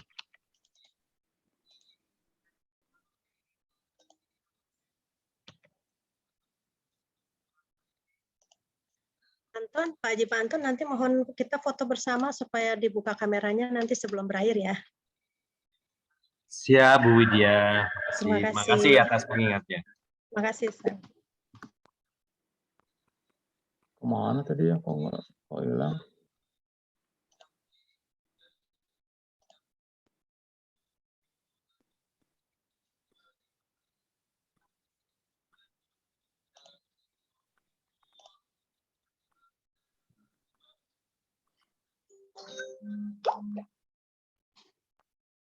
Gimana cara nge-save-nya ya?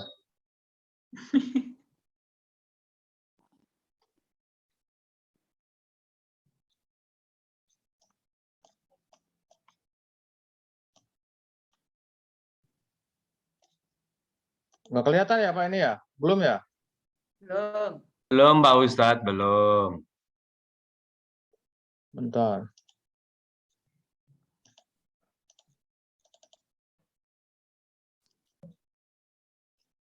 Mana nomornya?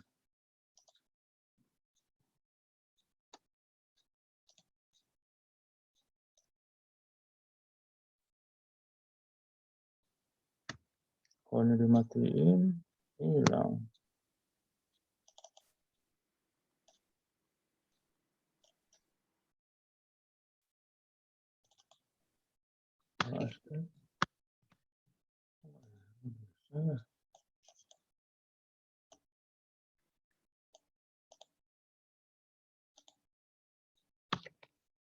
Mana ya?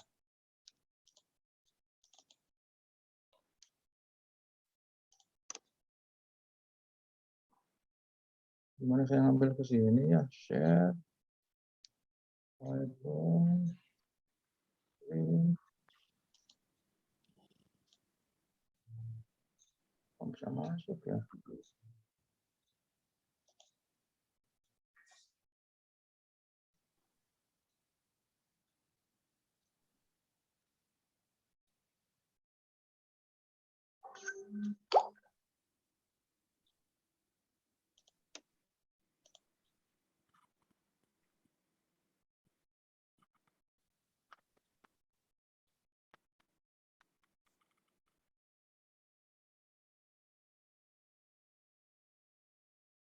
Prepare your application.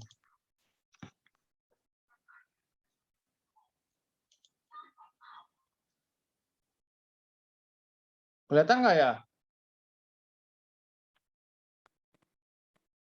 Belum, Nggak Pak. kelihatan share saya? Belum, Pak. Explorer, Pak. Belum. Hah? Nggak kelihatan. Masih Masih Explorer, Pak. masih di Ya? folder, daftar folder doang. Oh, Belum fokus ke name filenya. ini coba nih lihat nih, coba. Ya. Ya. Sudah kelihatan? Sudah. Padang rumput. Padang rumput. Baik, kita lihat. Kalau kita perhatikan di sini, ini adalah software astronomi ya.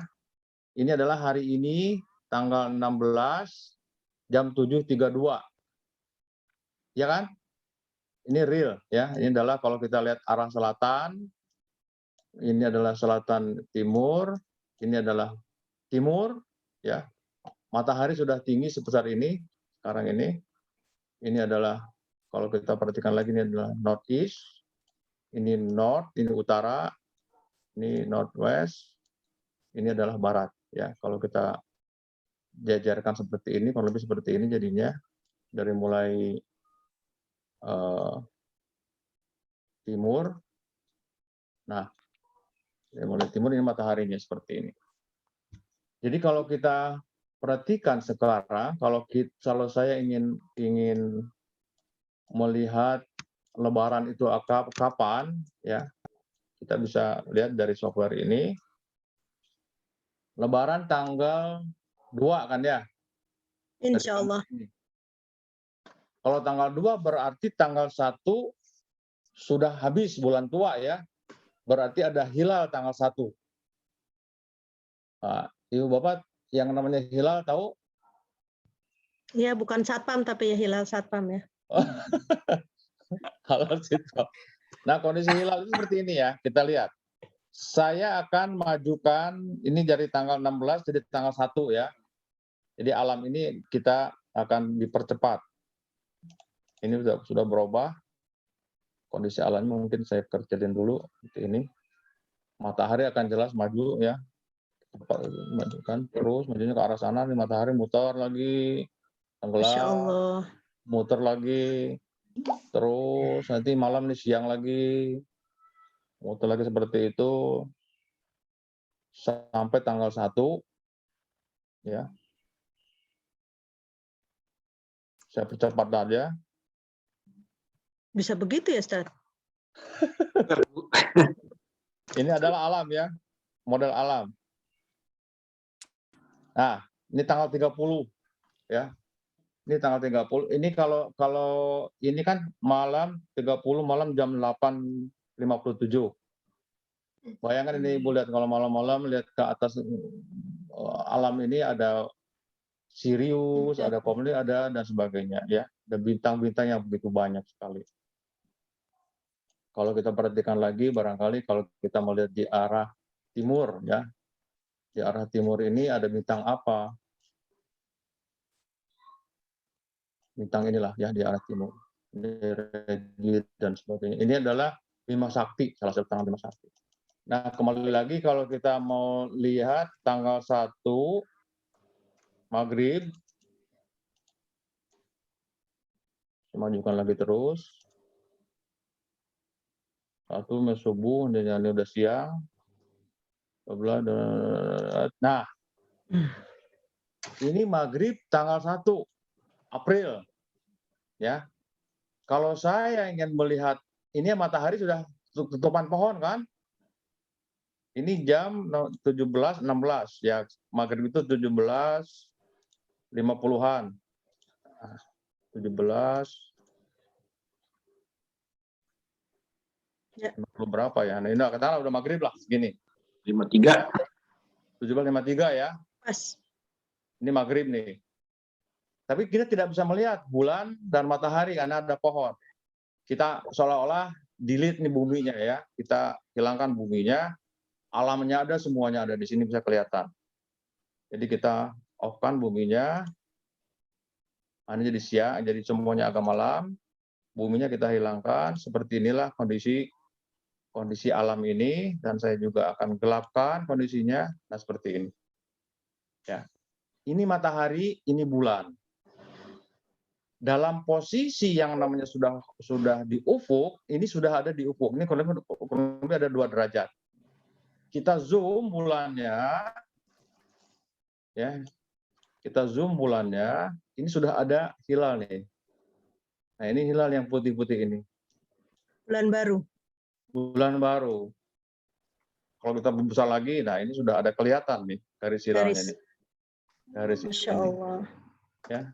Nah, inilah yang kita sebut sebagai bulan baru itu pada tanggal 1. 1 Maghrib.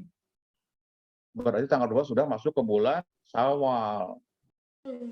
Malamnya sih. Ya? Kenapa Bu Widya? Maghrib itu sudah jadi jatuh Syawal setelah maghrib itu. Ya, betul. Jamnya kalender Islam adalah bukan Maghrib. jam 12 malam, tapi maghrib. Ya. Ini sudah bulan baru. Pak Ustadz, kalau begitu maaf Pak Ustadz tanya. Ya. Berarti itu seperti yang Muhammadiyah pakai atau bagaimana Pak? Jadi tidak perlu ada lihat hilal, tidak isbat atau bagaimana? Maaf Pak Ustadz. Ya, ini terdiri dari, ini adalah teori perhitungan secara hisab, ya, perhitungan yang dipakai oleh Muhammadiyah. Ya, ini tapi kan kalau kita dicek lagi benar apa enggak gitu loh. Ya. Dan ini kemarin BMKG juga sudah mengamati ini ya pada saat penentuan awal puasa tanggal 2 itu sudah terlihat ya hilalnya sudah terlihat di beberapa titik, ada 10 titik di Indonesia ini sudah terlihat. Jadi tanggal 2 itu memang sudah masuk puasa sebetulnya. Ya, tapi pemerintah kan ambil tanggal 3. Nah, sekarang bingungnya adalah tentukan kapan akan dimulainya 10 hari terakhir, Lailatul Qadar dan sebagainya. Ganjil genapnya kan kita nggak tahu, beda. Muhammadiyah ganjilnya kapan, kita juga kabelnya kapan, kita nggak tahu. Yang mana yang betulnya? Yang paling aman adalah kita bisa menghitung 10 hari dari hari Lebaran aja, gitu loh. Itulah awal pertama yang disebut sebagai 10 hari pertama. Nah, dari situlah mulai ganjil genap bisa kita tentukan. Nah, seperti inilah, ini software yang bisa menghitung ya sejauh mana.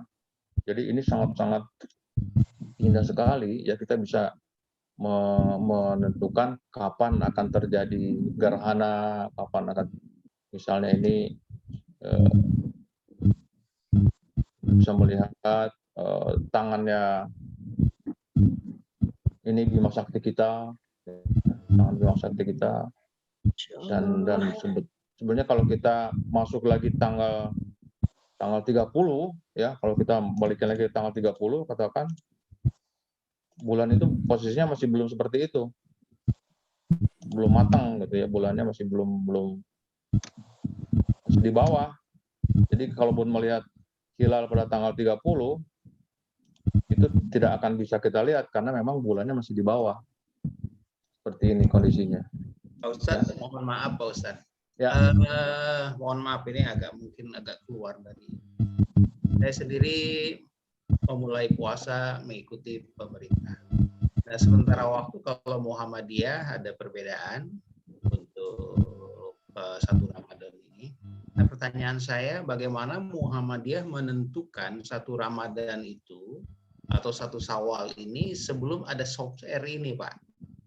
Sebelum ada teknologi ini, bagaimana kalau menurut Pak Ustadz? Mereka menentukan pergantian bulan. Terima kasih, Pak Ustadz. Baik. Jadi itu adalah perhitungan sebelum software, kan masih ada juga perhitungan manual ya Pak ya. Jadi para saintis, astronomer dan sebagainya bisa menghitung seperti ini sampai menentukan jadwal sholat dan sebagainya dari situ Pak. Ya, apalagi dengan software ini bisa lebih memudahkan kembali. Kita bisa software ini sangat akurat ya. Kalau kita lihat di sini, kalau kita kembalikan lagi ke kondisi yang sebenarnya, ya kita balikan seperti ini. Ya, ini adalah siang tanggal 30.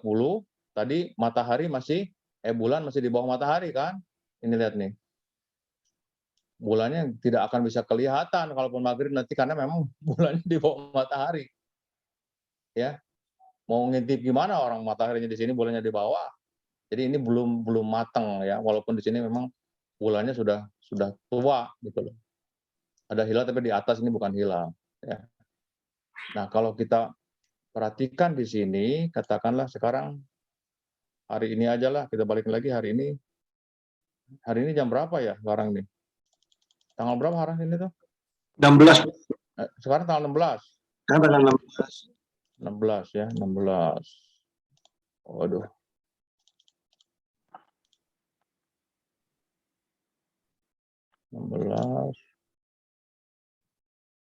Nah, 16 jam 7 ya? Jam 7.43 Pak. 40. Nah, kurang seperti inilah sekarang ya. Ini kondisi hari ini. Ya, kalau kondisi hari ini, mataharinya ada di sini. Ustadz, mohon maaf Pak, sebentar Pak. Ya. Jadi kalau melihat dari landscape ini daerah mana Pak? Dari software ini Pak? Maaf. Bogor. Oh, Bogor. Ini lihat, nih Bogor nih. Rumahnya Pak Yudi sebelah mana nih, rumah Budi nih? Kelihatan ya. Tanah Baru mana Tanah Baru? Ini dari seluruh dunia bisa kita lihat Pak. Misalnya saya ingin mengganti daerahnya, ya tinggal ganti aja. Iya, makasih Pak. Makasih. Kita berada di mana, ini ada di Bogor, gitu ya. Oh iya Pak. Apa semua orang bisa mengakses aplikasi ini, Ustadz? Bisa, gratis Ibu, bisa. Naon namina, C. Stellarium. Lu ada orang Bogor. Stellarium, Ibu. Apa, Stellarium. Nanti saya kasih linknya ya. Ya baik. Ya, Terima makasih kasih. Pak. Ini lihat saya terangkan dulu software ini betapa hebatnya ya. Ini lihat tuh. Saya ingin melihat kondisi hari ini ya, katakanlah matahari ada di timur. Yang terjadi hari ini kalau saya gelapkan kondisi langitnya, ada bintang apa aja pada saat siang ini dengan mudah Bu kita gelapkan. Tuh. Ya. Ada Jupiter ya. Kalau kita lihat lagi rentetan planet ini kalau kita lihat di sini Jupiter, Venus, Mars ya. Saturnus. Kalau kita klik di sini salah satu titik bintang, ini akan terjadi, lihat di sini kiri ya ada Alnair. Jaraknya adalah di sini kalau lihat distance 100,1 ke 101 light year, tahun cahaya. Jauh sekali ini ya. Ini Saturnus ya. Kalau saya zoom Saturnus ini kita lihat. Saya zoom Saturnus. Cincinnya bisa kelihatan nih, Bu. Masya Allah. Cincin tuh.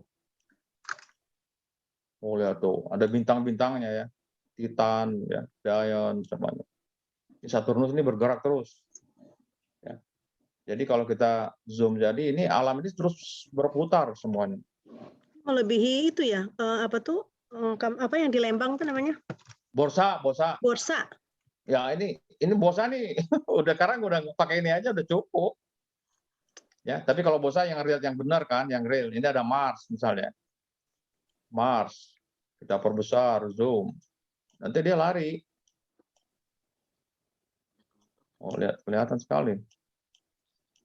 Lari dah. Kalau kita deketin cepat dia larinya ya. Lambang Mercy. Lambang Mercy. Ya, jadi software ini sangat-sangat indah sekali. Nah, kalau kita perhatikan lagi di sini, kita balikin lagi ke kondisi yang real, yang Bogor tadi. Ya. Nah, kalau kondisi malam, katakanlah saya nanti akan lihat nanti malam, ya. Nanti malam ada apa? 8, 10. Nah, ini udah malam nih. Bulannya ada di sini. Ya. Nah, dari sini juga Ibu bisa kita set, bisa kita melihat kondisi bintang, ya. Kondisi bintang ada Ibu apa Sagittarius atau apa nih digambar dari sini. Dari bintang-bintang itu jadi seperti ini kondisinya, misalnya bintang bagaimana kita bisa menentukan bahwa itu adalah Sagittarius dari bintang apa aja, misalnya seperti itu, ya. Bintang Kejora. Ada Bu Dini, Bu. Mana ya? Bintang Kejora. Kejora. Ya, tunggu dulu. Ini misalnya. Ini Sagittarius ini adalah Cancer ya, Scorpio. Ya. Kalau saya lihat itu terdiri bintang-bintang apa aja. Inilah bintangnya. Terdiri dari Antares. Ya, jadi bintang Scorpio itu yang ini nih. Nah, Antares ini adalah bintang terbesar di galaksi kita. Jaraknya adalah berapa distance-nya? 553,75 plus minus 80,37 tahun cahaya. Jauh banget. Ini besar sekali ya, bintang terbesar di planet kita, di galaksi kita. Ya. Jadi indah sekali ini, software ini hebat sekali. Nah, kalau kita lihat, Ibu pernah lihat, pernah dengar bintang layang-layang? Bintang layang-layang itu mana ya, Rigel? Saturnus, Mars. Share linknya aja Ustadz, nanti kita lihat. Nanti keponya terpenuhi. Cuman kelemahan software ini nggak bisa mempercepat buka puasa di Bogor ya Pak Ustadz. Oh. Ustadz mau bertanya. Bisa. Dekat masjid aja nanti azan. Baik, ini adalah software nanti saya akan bagikan nanti ke Pak Jati ya. Kasih Pak Jati Stellarium aja, Bu. Iya, baik. namanya. Ustadz ada yang mau tanya, Ustadz, Ibu Lina mau tanya. Mangga silakan Bu Lina. Nah, melihat dari pembicaraan dan situasi sekarang saat ini ya, seperti diketahui bahwa ternyata di Indonesia itu ada perbedaan dalam menentukan hilal dan berpuasa. Nah, melihat dari situasi seperti ini, saya langsung ke skop yang paling kecil aja, negara ya. Tapi kita kembali dalam konsep kita ini beragama, kan kita punya pedoman nih, Ustadz, yaitu Al-Quran. Menurut Ustadz, apa kita harus kembali buka, di mana kita harus mengikuti yang mana dalam sebuah negara ini untuk menentukan saya harus ikut yang ini atau yang itu.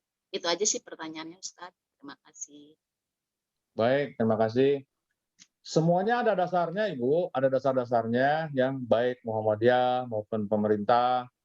Ada dasar-dasarnya yang menentukan kapan akan terjadinya puasa ataupun lebaran. Ya. Muhammadiyah juga menentukan bahwa ufuk itu tidak harus 2 derajat. Ya. Tapi pemerintah harus 2 derajat. Bahkan negara-negara lain bisa lebih, tergantung mereka.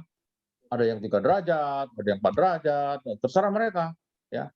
Aturan-aturan yang dibuat oleh pemerintahnya dan kesepakatan saintifiknya. Tapi kalau secara saintifik itu memang sudah alam ya begitulah kondisinya. Jadi maupun baik mau pemerintah maupun Muhammadiyah ada dasar yang dipakai ya secara astronomi, hitungan-hitungan yang jelas sekali. Nah, tergantung kepada kita mau ikut yang mana. Ya jelas kalau di dalam penjabaran secara detail itu adalah hasil tadi itu ya, perhitungan-perhitungan. Jadi katakanlah kalau memang ikut tanggal 2 atau tanggal 3 puasa itu juga sama-sama ada dasar-dasarnya. Nanti terakhir juga bahkan tanggal 2 dan tanggal 3 lebaran itu juga sama. Tadi dasarnya jelas sekali kalau lihat dari sisi fakta yang ada ya, tinggal mengamatin saja nanti di saat sidang isbat tadi itu betul-betul teramati apa tidak, gitu kan? Nah itu akan diputuskan. Kalau memang belum teramati ya harus diputuskan. Kalau kata Rasulullah SAW, kalau 29 masih kurang yakin ya tambah 1 lagi supaya lebih afdol 30. Jadi kalau memang sekarang ikut Muhammadiyah 30, kalau pemerintah ya 29. Nah, sekarang kalau kita mau menghitung sama-sama lebaran tanggal 2 ya majukan aja 10 hari dari awal. Nah itulah kita mau masuk ke dalam perhitungan 10 hari terakhir ya, untuk menentukan ganjil genapnya Lailatul Qadar kapan akan datang. Itu yang harus kita ikutin ya. Baik. Terima kasih. Tadi Pak minta doa buat kita semua. Baik, kita berdoa ya untuk semua yang hadir pada hari ini. Bismillahirrahmanirrahim. Hamdan syakirin, hamdan naimin, hamdan yuwafi ni'amahu wa yukafi'u majidah. Ya Rabbana lakal hamdu kama yanbaghi li jalali wajhikal karim wa adini sultanik. Salatu wassalamu ala asrofil anbiya'i wal mursalin. Alhamdulillahi rabbil alamin. Bismillahirrahmanirrahim. Ya Allah ya Rabbi, semoga Allah berikan ketenangan, kekuatan dan menambahnya ilmu bagi seluruh jamaah yang ada di sini dan juga keselamatan bagi kita semua, baik untuk bangsa dan negara dan juga bagi rakyat Indonesia secara keseluruhan dan khususnya bagi semua yang ada di dalam jamaah kita pada pagi hari ini. Berikanlah kepada kami kesehatan, kekuatan dan menjalankan ibadah puasa sampai maksimum dan bisa mendapatkan suatu amalan kegiatan ibadah puasa, baik itu puasa maupun sholat dan sedekah dan sebagainya. Allah terima, dan tentunya kami mohon juga kepadamu ya Rabbi untuk semua ilmu-ilmu yang sedang kita pelajari menjadi barokah untuk kita semua dan mendapatkan juga hasil yang maksimum untuk bisa diamalkan sesuai dengan apa yang sudah kita dapatkan. Amin. Demikian dapat saya sampaikan. Wabillahi taufiq wal hidayah. Wassalamualaikum warahmatullahi wabarakatuh.